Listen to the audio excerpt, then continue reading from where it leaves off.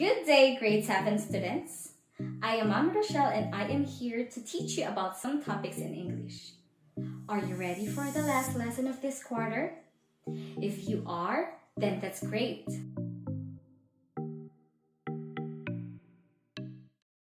But before we engage ourselves in today's lesson, let us check your health and fitness first. First, did you perform some stretching and exercise already?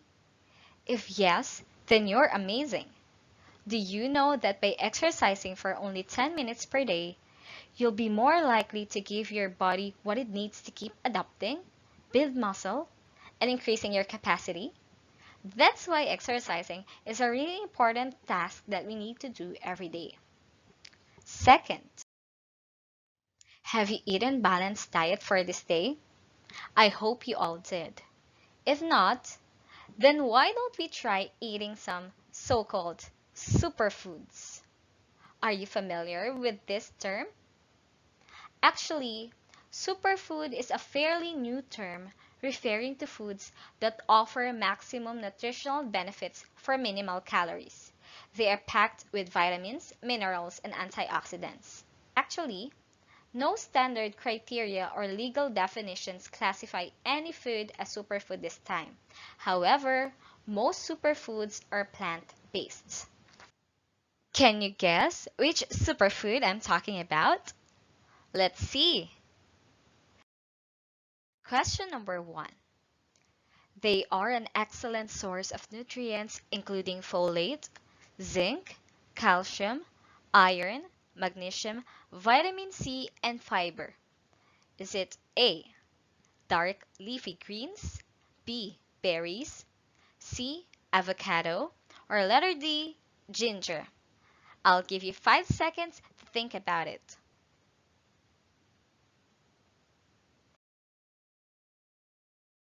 Time's up. The correct answer is letter A, dark leafy greens. Very good. You got it correctly. Question number 2.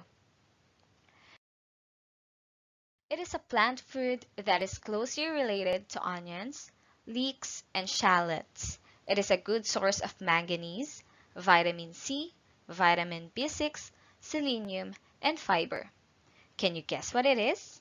Is it A, sweet potato, B, bitter gourd, C, garlic, or D, turmeric? 5 seconds. Time's up. The correct answer is letter C, garlic. Wow, very well. Number 3. It is a bright yellow spice that is closely related to ginger. A, onion, B, turmeric, C, squash, or D, banana. We have a clue here. It's a bright yellow spice. What could it be? Time's up. And the answer is turmeric. 4. It is a highly nutritious fish packed with healthy fats, protein, B vitamins, potassium, and selenium. A, tuna, B, mackerel, C, sardines, or D, salmon. Again, 5 seconds to answer. Ding ding, time's up.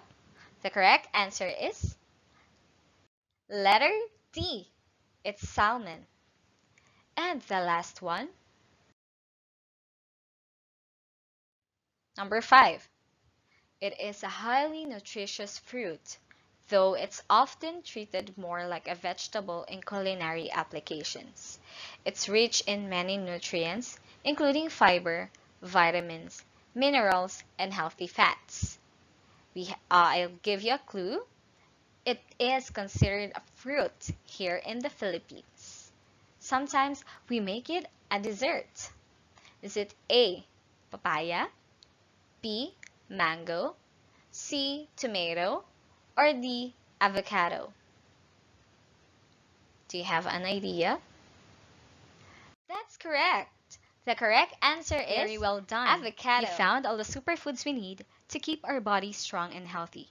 Let's take a look at our list again. Aside from the list, did you see how I presented the different foods? This is called a non-linear type of text in the form of a concept map. This will be part of our topic for today, which is linear and non-linear text. Before we proceed, let me introduce to you this lesson's objectives. First, understand the differences between linear and non-linear texts. Second, analyze relationships between textual representations. Third, interpret and transcode linear to non-linear text and vice versa. At the end of this lesson, we will check if we really did these objectives. Understanding the differences between linear and nonlinear texts is an essential skill as we encounter these texts almost every day. The main difference between the two lies in the way the text is read or processed by an individual. Experts call this pattern of reading a material as reading path. Thus, we have now two types of text, linear and non-linear. What is a linear text? It refers to traditional texts that need to be read from beginning to end in order to make sense of its content. This is an example of a linear text. As you can see, it is written in paragraph form where it follows a sequential reading path where the reader tries to make sense of the text through grammatical arrangement and relationship of words. That means you should start from the first word, the, to the last word, diabetes, to understand what the text wants to say. Other examples include novels, poems, letters, textbooks, news reports, and essays.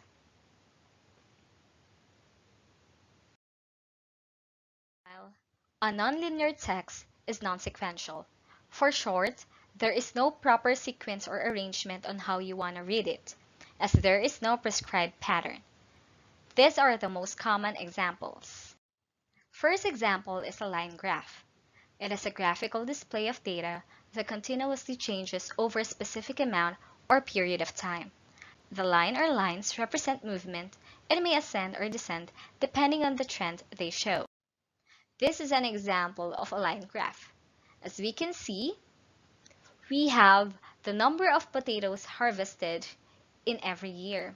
For example, in 2010 or in 2010, there are 50 potatoes harvested in that year. Meanwhile, the highest number of potatoes harvested was in 2011, which is 75. The next type of a nonlinear text is a bar graph. It is a graphical representation of data that uses bars to compare data according to different categories. It works similarly to a line graph. The difference is it only uses bars. Meanwhile, a line graph uses lines. Next is a pie chart or pie graph. It is a circular statistical tool which uses portion or slices to represent numerical proportions or percentages of a given whole. Next is a Venn diagram. Uses overlapping shapes to show or represent the similarities and differences between the two or more items or concepts. This is an example of a Venn diagram. As you can see, we differentiated the whales and the fish. The whales have live birth, they breathe air, and they have hair. Meanwhile, fishes have scales, lay eggs, and breathe in water. Those are the differences. But the similarities of the two are they can swim, they both live in water, and they both have fins. Other examples of nonlinear text include sequence charts and character map. Now that we know the differences between linear and nonlinear text and their examples, let's have some activities. Let us read the short text entitled On Saving. Are you ready to read with me? Let's go! On saving. As a young teen, Reese does not enjoy as much as other teenagers would. Her weekends are spent on looking for work so she can earn her allowance. She spends 200 pesos a week, 100 pesos for her lunch, 80 pesos for her fare, and 20 pesos for classroom dues. She earns more than what she needs for the week. On Saturdays, her routine would be to go to a distant relative and wash clothes for a small earning of 100 pesos. In the afternoon, she volunteers weeding at a neighbor's garden for an hour and gratefully receives 50 pesos for work extended. On Sunday after church, she would iron out her teacher's uniform for a fee of 100 pesos.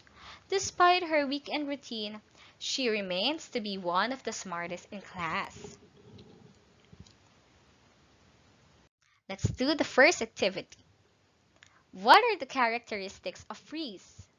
I know that you have found some characteristics of her in the text that we have read. So let's write them on the character map below. I have here some choices. What kind of a young teen is Reese? I'll give you 10 seconds to answer.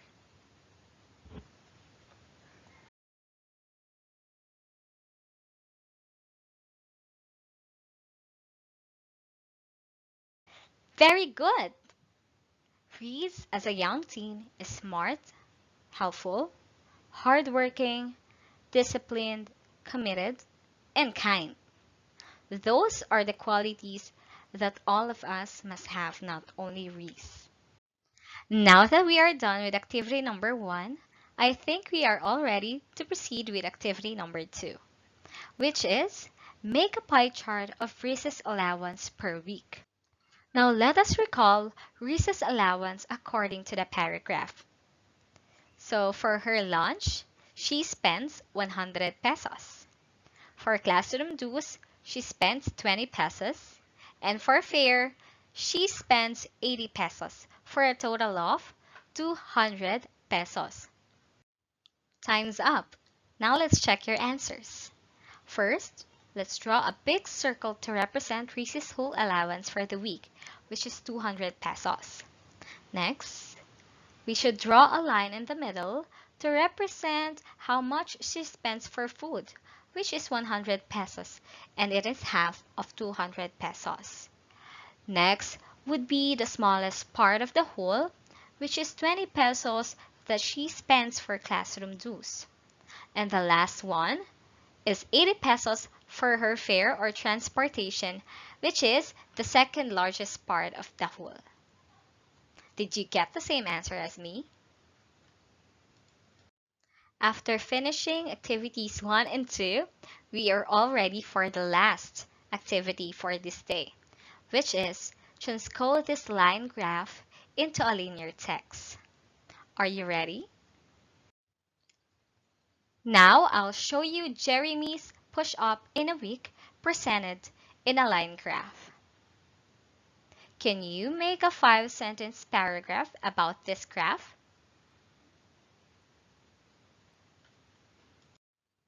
Now we have finished discussing all about linear and nonlinear text. We have also answered several activities to make sure that you understand all about our topic. Now let's see if we have reached all our goals. The lesson objectives.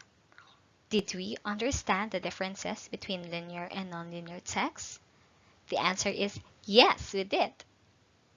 Did we analyze relationships between textual representations? That's correct. And did we interpret and transcode linear to nonlinear text and vice versa? Of course we did.